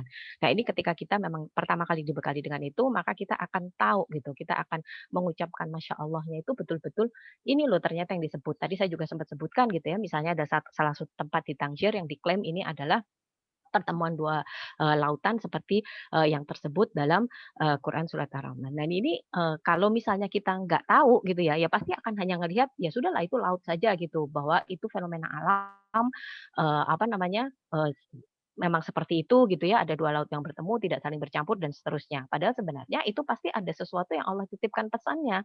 Itu ada sesuatu yang harus kita gali lebih lanjut lagi, ada apa di situ dan kenapanya gitu ya. Nah, kalau misalnya kita memang anak-anak kita dibekali dengan, apa namanya, dengan Al-Qur'an ini dulu, pasti nanti perjalanan itu akan menjadi berbeda, pasti hikmah yang dia tangkap juga akan menjadi berbeda, kemudian nantinya yang akan dia bagikan juga berbeda. Lalu yang kedua tentu saja, eee, peng bekal ilmunya adalah, referensi dari tempat yang dituju. Jadi jangan sampai juga kita melakukan perjalanan kemana mana tapi kita nggak tahu sebenarnya tempat yang dituju itu di sana ada apa. Ini juga sering saya ulang-ulang, di sana itu ada apa dan seterusnya. Nggak harus kok melakukan perjalanan ke luar negeri atau ke negeri-negeri yang keren yang disebut di kitab-kitab gitu ya, enggak gitu. Kita mau pergi ke dekat sekalipun kalau misalnya kita tahu ada referensi sejarahnya di situ, pasti nanti juga pengalaman yang dirasakan anak itu pasti akan berbeda. Hah, lalu kemudian selanjutnya tentu saja bahasa, ini juga menjadi penting. Ini, saya di beberapa negara yang saya kunjungi, ini adalah negara-negara yang tidak menggunakan bahasa Inggris sebagai bahasa utama. Ini juga, kita akan kesulitan gitu. Kalau ketika kita tidak sedikit kesulitan, bukan kesulitan ya, kalau kita tidak menguasai, bahasa. Kalau kita tahu bahasa setempat, ini pasti lebih menyenangkan lagi, lebih menarik lagi. Even kita menguasai satu bahasa pun, kita bisa merasakan kekayaan, keragaman, bahasa itu. Ambil contoh gitu misalnya ya, ketika saya berada di Saudi, orang ngobrol tuh saya masih mengerti gitu, masih bisa menangkap dengan jelas ini maksudnya tuh mau ngomong apa gitu. Ketika saya melakukan perjalanan ke Kairo, itu masih bisa menangkap. Tapi ketika saya sudah melakukan perjalanan sampai Aswan, ini kalau sekarang masih dalam satu negara, itu saya sudah tidak bisa menangkap sama sekali mereka itu ngomong apa. Omongannya itu sudah berbeda sekali. Mesir Selatan itu mungkin teman-teman dari Mesir yang join ya hari ini bisa tahu gitu. Omongannya itu sudah beda banget gitu. Begitupun dengan teman-teman di Maroko gitu ya. Itu kan juga bahasa Arabnya itu juga udah kecampur-campur dengan logat Perancis yang sudah sangat berbeda dan ini akan memperkaya kita. Nah, penguasaan bahasa ini juga sangat penting. Saya sungguh merindukan ketika kemudian umat Islam ini bisa disatukan lagi dengan bahasa Al-Quran sehingga kita itu ketika kita melangkah kemanapun kita nggak akan kesulitan, kita bisa sampaikan pada saudara kita bisa kabarkan pada saudara kita apa yang terjadi di negeri kita dan kita bisa mendengarkan kabar apa yang terjadi di negeri mereka. Ini saya juga sering ini sebenarnya koreksi untuk diri saya sendiri, saya betapa, saya di depan Ka'bah pun bicara dengan sebelah-sebelah saya menggunakan bahasa Inggris gitu ya. Ya karena memang itu yang dimengerti karena orangnya dari macam-macam negara gitu ya, terus yang dimengerti adalah itu gitu.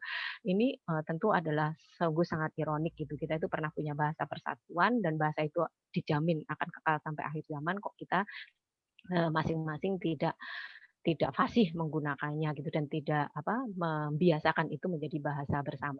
Itu tentu ya, tadi jadi, apa namanya, apa yang harus dibekalkan ke anak kita. Tentu saja juga misalnya ilmu-ilmu geografi dan seterusnya. Tapi, eee, apa, kalau sekarang kan juga sudah dengan kemajuan teknologi ya, misalnya katakanlah kalau dulu mungkin perlu membaca arah angin, membaca apa, petunjuk bintang apa segala macam, mungkin kalau sekarang juga nggak perlu ada GPS gitu ya, kita nggak akan kesasar, kita mau cari rumah makan halal, kita mau cari, masjid apa segala macam, kita tinggal download salah satu aplikasi semacam Muslim Pro dimanapun negara rasanya sekarang juga sudah bisa dapat petunjuk yang gampang gitu. Lalu tadi pertanyaan kedua tentang traveler muslimah, nah ini sebenarnya juga saya sedang mencari referensinya karena ini sebenarnya juga agak sulit gitu ya. Mungkin ada gitu ya, tapi mungkin juga tidak terlalu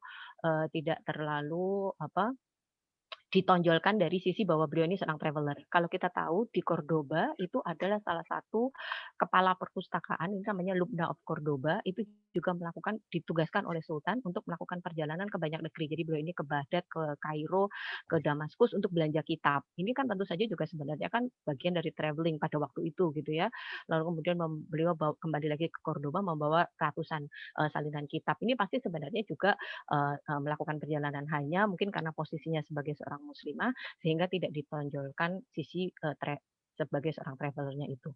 Saya pun juga di awal-awal ya ketika memang belum banyak yang tahu juga sering sekali ditanya bagaimana saya melakukan perjalanannya. Ketika saya mengatakan bahwa di setiap perjalanan saya melakukan bersama suami saya gitu, alhamdulillah gitu ya. Suami saya mau-mau saja gitu nemenin kemana-mana gitu.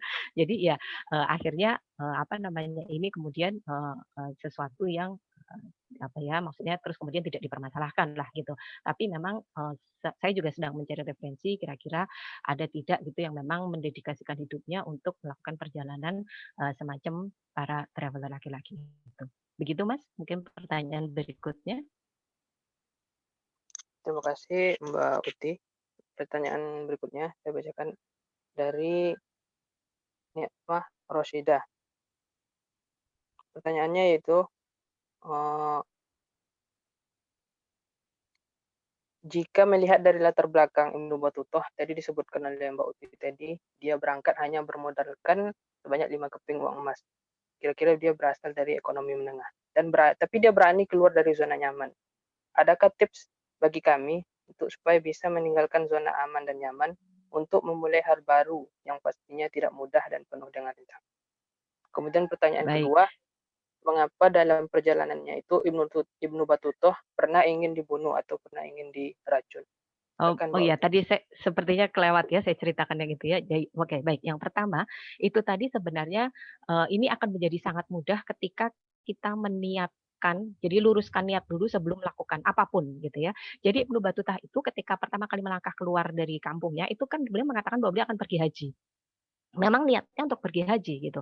Jadi memang akan menjadi lebih mudah ketika kita sudah meniatkannya, untuk melakukan ibadah haji, kemudian di tanah suci beliau bertemu dengan banyak orang, lalu ya sudahlah saya mampir ke sana, mampir ke sini gitu misalnya. Dan ini niat ini kemudian menjadi lebih penting gitu. Pada waktu itu pun juga mungkin Ibnu Battuta ini juga akan dipermasalahkan misalnya dia ngomong sama keluarganya terus tiba-tiba bilang gini, "Yah, aku mau pergi ya, ke Keliling dunia." Itu kan mungkin juga absurd ya untuk orang pada waktu itu gitu. Mungkin kalau sekarang kita masih agak mungkin kita ngomongnya mau traveling gitu, orang masih bisa menangkap ya. Pada waktu zaman Ibnu Battuta kan mungkin juga, "Apa?" Gitu, mungkin ayahnya juga akan bilang gitu gitu ya, "Saya baru akan kembali nanti 20 lagi," gitu. Ayahnya mungkin lebih, "Apa?" Gitu lagi pasti. Nah, pasti juga tidak seperti itu, tapi ketika beliau itu mengatakan, "Saya akan pergi haji," akan menjadi lebih mudah. Masyarakat pun juga menerima bahwa pergi haji itu lama, semua orang juga tahu. Bahkan pergi haji nggak kembali pun orang juga fine-fine aja gitu ya, nggak akan dicariin gitu maksudnya. Nah, ini pun juga begitu gitu. Kalau misalnya kita memang meniatkan sesuatu itu untuk Allah, kita luruskan dulu niatnya gitu ya, bukan bukan untuk apa ya, kalau sekarang itu yang paling gampang adalah viralitas gitu misalnya ya, untuk menjadi terkenal, untuk menjadi viral dan seterusnya, itu udah pasti nggak akan beres. Itu udah pasti nanti akan banyak banyak, tantangan hambatannya. Tapi ketika kita semuanya kita niatkan dulu, untuk Allah, insya Allah nanti Allah akan mudahkan semuanya, Allah akan berikan jalannya. Lalu tadi untuk yang pertanyaan kedua, jadi gini, Ibnu Battuta itu dalam sebuah jamuan makan, ini jadi 2 kali kejadiannya, dalam sebuah jamuan makan, jadi nggak dia sendiri. Dalam sebuah jamuan makan itu, tiba-tiba banyak orang itu langsung bergelimpangan karena keracunan. Jadi entah dia yang ditujukan mau diracun, entah orang lain yang ada di dalam jamuan itu, beliau tidak tulis. Terus kemudian setelah itu orang bergelimpangan, dia menyadari kan ini tuh, ini orang keracunan gitu ya. Lalu beliau itu masih bisa menyelamatkan diri mencari tanaman obat untuk mengobati dirinya. Nah, akhirnya beliau selamat dan itu kejadian 2 kali. Pertama bisa jadi fisiknya memang sangat kuat, kedua karena beliau ini menguasai ilmu tanaman obat, sehingga dia bisa menetralisir, racun yang masuk ke tubuhnya. Tapi bisa jadi begini logikanya, Ibnu Battuta itu kan seringkali berjumpa dengan kabilah dagang. Nah, kan ini kan sebenarnya mereka ini ya kalau nggak dirampok beneran gitu ya, maksudnya memang ada perampok yang menyerang dagang ngambil dagangan mereka, ya bisa jadi ya memang dengan cara itu tadi gitu, diracun dengan tujuan, mencari harta. Ada di salah satu tempat, saya agak lupa tempatnya di mana. Jadi Ibnu Battuta itu untuk pertama kalinya melihat kezoliman seorang sultan. Jadi pada waktu itu ada seorang pedagang dari Tunisia itu meninggal dalam perjalanan itu, dia itu mempunyai hasil dagang 3.000 dinar emas. Si pedagang ini tuh sudah mewasiatkan kepada, orang di dekatnya untuk membawa, keuntungan perdagangan ini ke keluarganya di Tunisia. Tapi rupanya, sultan yang ada di situ tuh zalim, kemudian dirampas, 3.000 keping dinar ini tidak diberikan ke ahli warisnya. Itu dicatat dalam, kitabnya Ibnu Battuta. Saya juga menuliskan ini beberapa hari yang lalu dalam, tulisan saya, bisa dilihat di sosial media saya. Nah, ini tuh, apa namanya, untuk pertama kali dia menuliskan ini untuk pertama kalinya dia melihat, kezaliman itu.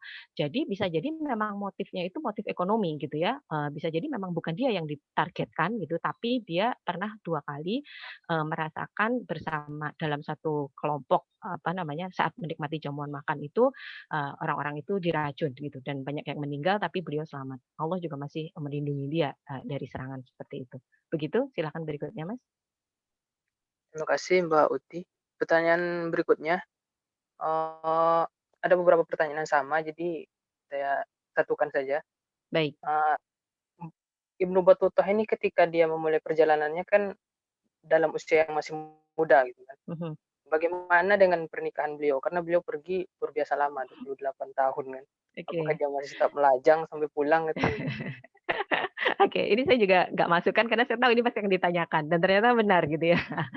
Jadi betul bahwa beliau ini juga tercatat di kitabnya itu beliau ini melakukan beberapa kali pernikahan. Salah satunya itu adalah di Maldives, di Maladewa. Itu beliau melakukan pernikahan. Beliau menyebutkan apa namanya, bagaimana tata cara pernikahan di situ, bagaimana maharnya.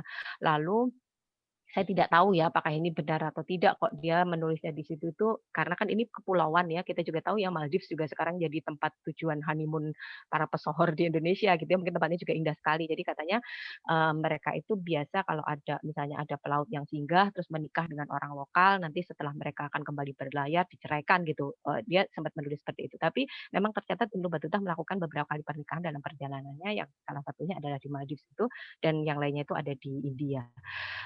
Saya sih ya tadinya sih, saya juga berpikir, nggak mungkin juga dia menjomblo, selamanya gitu ya. Agak agak nggak masuk akal juga gitu. Tapi ya seperti itu. Tapi apakah keluarganya ini terus kemudian dibawa kembali ke Maroko? Sepertinya tidak, karena beliau kembali ke Marokonya sendiri. Begitu. Terima kasih Mbak Uti. Kemudian ada juga beberapa pertanyaan yang sama. Apakah selama Ibnu Battuta mengadakan perjalanan ini, beliau juga ikut berdakwah? Terus bagaimana tadi disebutkan beliau menjadi qadhi kan di India. Oke, baik Bagaimana beliau berdakwah di baik daerah baik. yang dia kunjungi?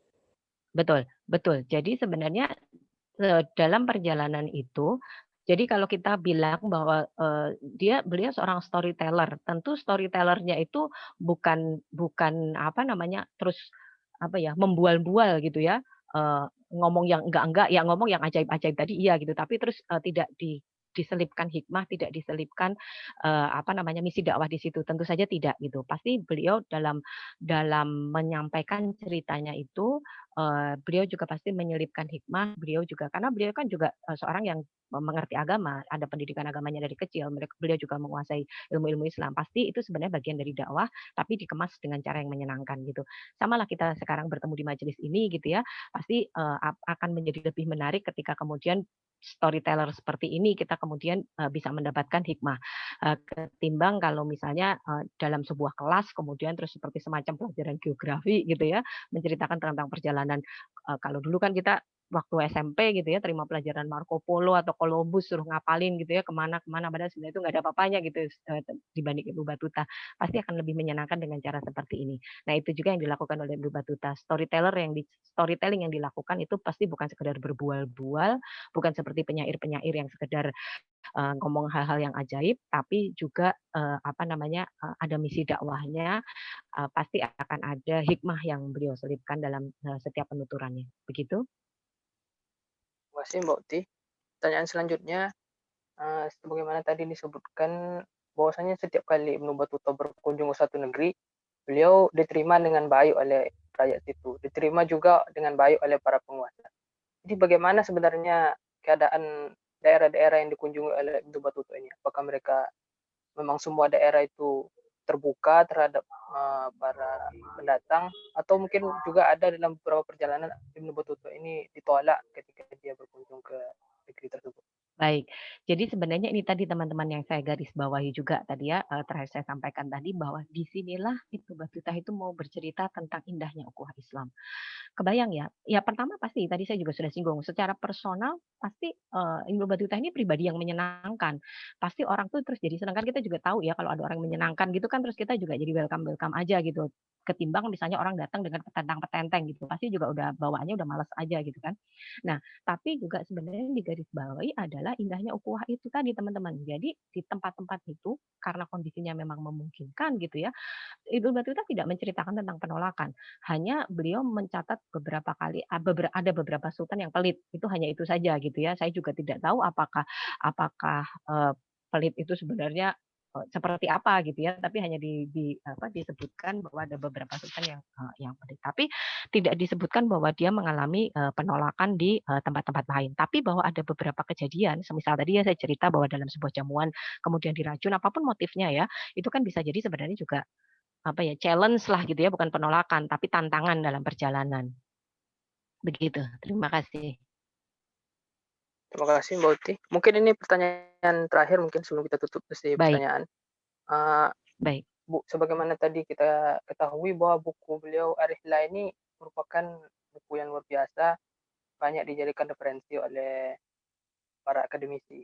Apakah ada para penjelajah dunia yang terinspirasi setelah membaca buku beliau sehingga mampu melakukan perjalanan yang luar biasa? Atau mungkin ada beberapa penjelajah yang uh, mengutip buku-buku beliau sebagai referensi mungkin? Tentu, banyak sekali. Saya salah satunya ya, yang terinspirasi dengan perjalanan beliau, yang saya juga banyak mengutip, isi kitab beliau, saya juga menceritakan tentang isi kitab beliau, pastilah banyak sekali gitu ya. Salah satu yang tercatat pada masa Daulah, Utsmani atau Ottoman itu juga ada salah satu penjelajah, Evelyn Celebi, itu juga mengelilingi 2/3 wilayah bumi, karena waktu itu memang kekuasaannya Ottoman atau Utsmani meliputi 2/3 wilayah bumi, tapi ini hanya keliling ke wilayah-wilayahnya Ottoman gitu yang dia lakukan. Dan itu juga atas rekomendasi dari negara gitu, jadi memang relatif aman. Tapi beliau juga melakukan perjalanan sampai ke kutub. Ini juga sangat luar biasa gitu ya. Tapi pasti banyak sekali, penjelajah-penjelajah setelah dan sebelumnya yang, juga melakukan perjalanan kemudian juga, menuliskan kitabnya. Banyak sekali kok kalau sebenarnya kalau kita mau, nanti insya Allah kapan-kapan saya juga sebenarnya sudah sering sih, menyampaikan penjelajah-penjelajah lain selain Ibnu Batuta. Nanti insya Allah kapan-kapan saya akan tuliskan lagi, di sosial media saya. Begitu? Terima kasih Mbak Uti. Baiklah. Mohon maaf, moderator. Ya. Mungkin ada satu pertanyaan langsung dari panelis misalnya. Tadi saya lihat ada dari Bapak Zakaria Yahya. Mungkin bisa menyampaikan pertanyaannya dengan membuka video dan mikrofon. Silakan. Satu pertanyaan saja untuk tatap muka langsung.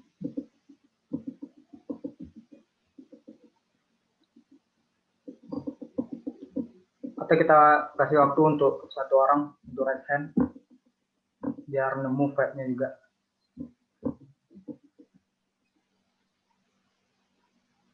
Kalau tidak ada mungkin kita bakal sudahi. Kalau tidak ada yang raise hand.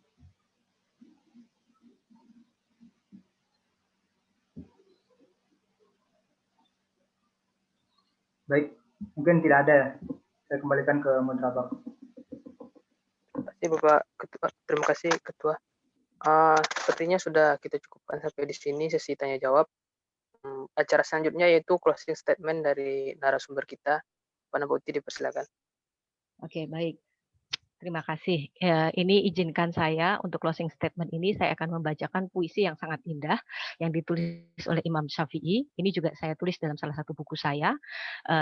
Ini tentang keinginan Imam Syafi'i untuk merantau. Merantaulah, orang berilmu dan beradab tidak diam beristirahat di kampung halaman. Tinggalkan negerimu dan hidup asing di negeri orang. Merantaulah, kau akan mendapat pengganti dari orang-orang yang kau tinggalkan. Berlelah-lelah, manisnya hidup terasa setelah lelah berjuang. Aku melihat air menjadi rusak karena diam tertahan. Jika mengalir menjadi jernih, jika tidak akan keruh dan menggenang. Singa tak meninggalkan sarang tak akan dapat mangsa. Anak panah jika tak tinggalkan busur, tak akan kena sasaran. Jika matahari di orbitnya tak bergerak terus diam, tentu manusia bosan padanya dan enggan memandang. Bila emas tak beda dengan tanah jika tidak dipisahkan. Wangi kayu keharu tak ubahnya kayu biasa jika tetap di dalam hutan. Maka merantaulah. Sahabat-sahabat semua, perintah melakukan perjalanan jelas terstate dalam Al-Quran. Bahkan Imam Syafi'i pun menuliskan puisinya yang sangat indah tentang perantauan. Menjelajahlah, susuri bumi Allah yang luas, punguti himpak ia berserak, bagikan pada siapa saja yang belum berkesempatan untuk menyaksikannya. Satu pesan saya, teriakkan dengan lantang pada dunia, I'm Muslim and I'm proud. Wabillahi taufik wal hidayah. Wassalamualaikum warahmatullahi wabarakatuh. Waalaikumsalam warahmatullahi wabarakatuh. Terima kasih Mbak Uti. Selanjutnya penutup. Terima kasih kepada narasumber kita Mbak Uti Panji Astuti atas ilmunya yang sudah diberikan. Mudah-mudahan bermanfaat bagi kita semua. Terima kasih telah meluangkan waktu untuk hadir di webinar kita yang pada saat ini. Terima kasih juga kepada semua peserta yang sudah hadir. Saya sebagai moderator mohon maaf apabila ada kesalahan. Kita tutup dengan membaca doa kafaratul majlis. Subhanakallahumma wa bihamdik asyhadu an la ilaha illa anta astaghfiruka wa atubu ilaik. Sebelum saya tutup, kita akan melakukan sesi dokumentasi terlebih dahulu. Assalamualaikum warahmatullahi wabarakatuh. Saya sebagai moderator undur diri. Assalamualaikum warahmatullahi wabarakatuh. Panitia, panitia mohon pada Bapak Ibu yang sudah hadir. Mungkin bisa dibuka kameranya semua Bapak Ibu untuk mengambil foto bersama. Alhamdulillah. Sangat terasa sekali apa yang kita dapatkan pada sore hari ini.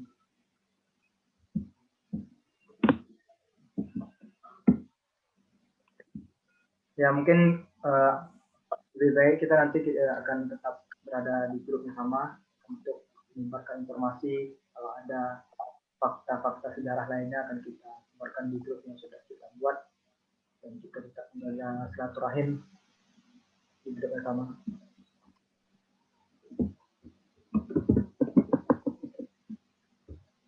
Mungkin dari panitia ada yang ini yang capture atau saya aja ya, di slide pertama dulu ya. 1, 2, 3.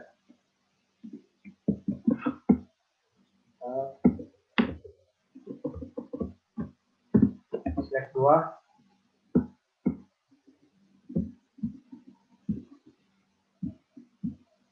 Ya, 1, 2, 3.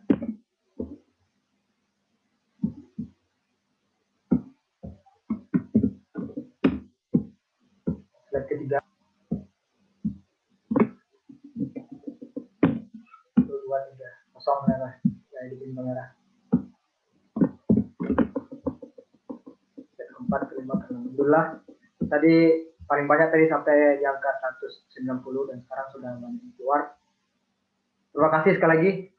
Tidak bosan-bosannya saya terima kasih kepada Bapak Ibu penjelajah dan yang saya lihat kebanyakan dari travel juga. Ahlan bikum fil maghrib, selamat datang ke Maroko insyaallah setelah pandemi selesai. Kami PCI Maroko siap menyambut jika silaturahim, dan kami siap bersilaturahim kepada sekalian.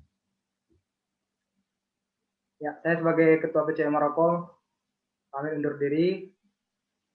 Nasrullah Husin Qarib, Wastabiqul Khairat. Assalamualaikum warahmatullahi wabarakatuh. Untuk Waalaikumsalam warahmatullahi Tautik langsung bisa wabarakatuh. di Terima kasih semuanya. Waalaikumsalam warahmatullahi wabarakatuh. Waalaikumsalam. Terima kasih Mbak Mbak Uti. Terima kasih semuanya. Jazakallah Mbak Uti. Wa Assalamualaikum. iyyakum. Waalaikumsalam. Terima kasih Mbak Ukti. Terima kasih. Salam Terima Ustaz Risan. kasih. Oh, Masya Allah. Terima kasih Pak Rustam sudah berkenan hadir. Iya. Ya, Berapa tahun yang Mbak lalu ya Uti. kita jalan bareng Betul. Terima ke kasih Maroko. semuanya. Betul. Kita harus segera mengulanginya lagi, Pak. Amin, amin. Insya Allah, insya Allah. Ada sahabat saya di sini, Ustadz Risan. Oh, Masya Allah. Terima kasih. Iya. Terima kasih. Baru beberapa bulan yang Sehat lalu selalu. dapat permata hati kembar ya, luar biasa. Alhamdulillah. Masya Allah. Alhamdulillah. Salam buat Mbak Luar Imam, biasa. Ustadz Risan. Insya Allah, insya Allah. Ada di samping. Terima kasih. Terima Salam kasih. kenal juga buat Mbak Uti. Iya. Selamat siang. Rahim Terima Mbak Uti kasih. semuanya. Terima Dan kasih. Terima kasih semuanya.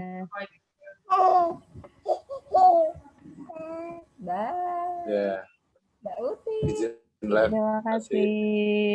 Terima kasih. Mbak Uti. Terima kasih. Terima kasih. Kasih Mbak Uti. Dadah. Iya. Oh, terima kasih. Aduh, itu cucunya ikut ya. Aduh, Masya Allah. Terima kasih.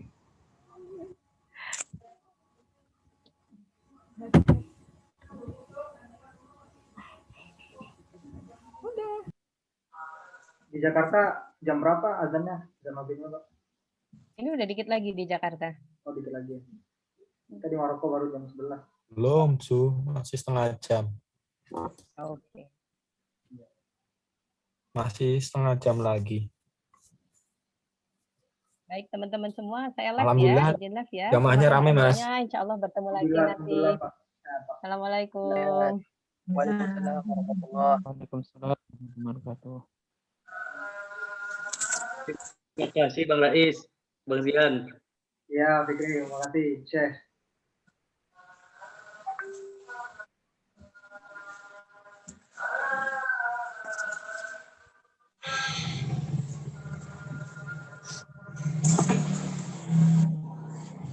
Terima kasih moderator. Tadi ada Bapak Zakaria. Ya, sama-sama.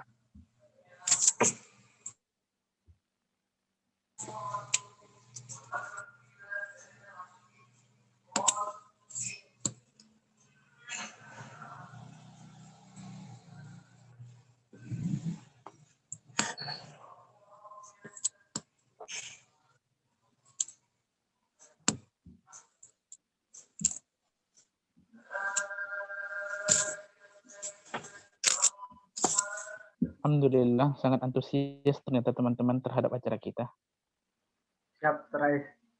Nah, antusias. Alhamdulillah. Ente antusias sekali ente Ustadz. Terima kasih atas Rais tanggapannya. El Morok.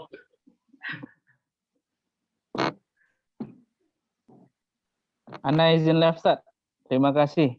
Ya, ya, ya. Assalamualaikum. Salam.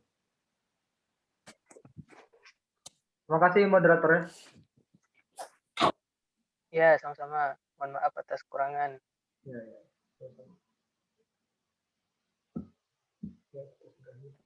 Ini langsung kesimpan nggak ya?